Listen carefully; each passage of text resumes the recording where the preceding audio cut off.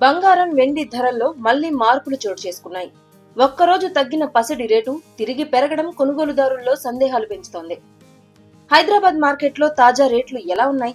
అంతర్జాతీయంగా పరిస్థితి ఏంటి? పూర్తి వివరాలు ఈ వీడియోలో చూద్దాం. ప్రపంచంలో బంగారం అంటే భారతీయులకు ఉన్న మక్కువ ప్రత్యేకమే. పెళ్లిళ్లు, పండుగలు, పెట్టుబడులు ఏ సందర్భమైనా గోల్డ్ తప్పదు. కానీ ధరలు రికార్డు స్థాయికి చేరడంతో కొనుగోళ్లు కాస్త తగ్గినట్లు కనిపిస్తోంది. ఇటీవల వరల్డ్ గోల్డ్ కౌన్సిల్ కూడా ధరల పెరుగుదల ప్రభావంపై సూచనలు చేసింది.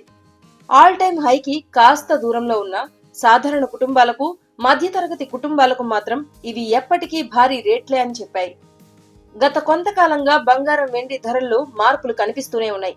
జనవరి చివర్లో స్వల్ప ఊరట కనిపించినా ఫిబ్రవరిలో మళ్లీ జోరు చూపించాయి. 26, 27 తేదీల్లో కాస్త చల్లబడిన మార్కెట్ ఇప్పుడు మళ్లీ వేడెక్కింది.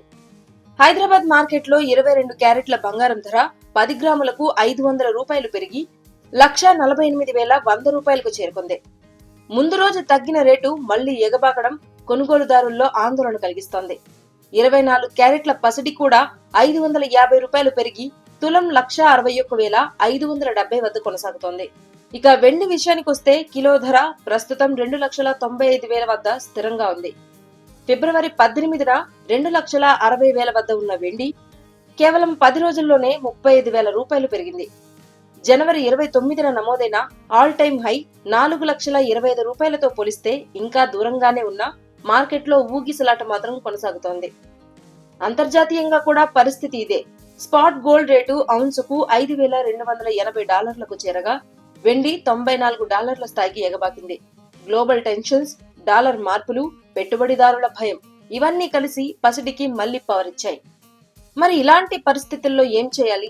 తొందరపడి కొనాలా లేక మరింత వేచి చూడాలా? మార్కెట్ దిశను గమనించి నిర్ణయం తీసుకోవడమే మంచిదని నిపుణులు చెబుతున్నారు. మరిన్ని గోల్డ్ అండ్ సిల్వర్ అప్డేట్స్ కోసం ఏషియానెట్ తెలుగు ఛానల్ ని సబ్స్క్రైబ్ చేసుకోండి.